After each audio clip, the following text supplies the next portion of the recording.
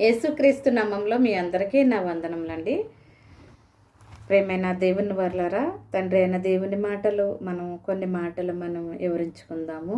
యోహాను సువార్త ప్రియులారా, యోహాను సువార్త 5 ప్రియులారా, మరి 37 వచనం మనము చదువుకుందాము.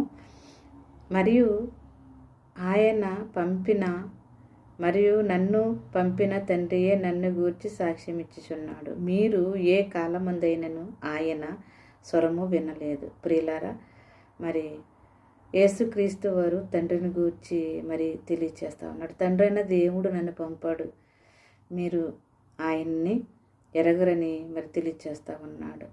అయితే తండ్రి అయిన దేవుడే సాక్ష్యం ఇస్తున్నాడు. మరియు నన్ను పంపిన తండ్రియే నన్ను గూర్చి సాక్ష్యం ఇచ్చుచున్నాడు. మీరు ఏ కాలమందైనను ఆయన స్వరము వినలేదు, ఆయన స్వరూపము చూడలేదు.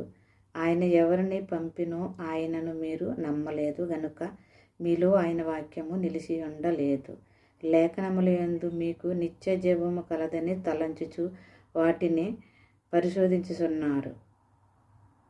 అవే నన్ను గూర్చి సాక్ష్యం ఇచ్చుచున్నవి. అయితే మీరు జీవము కలిగినట్లు మీరు నా యొద్దకు రానన్నారు. ప్రియులారా, జీవము కలిగినట్లు యేసు దగ్గరికి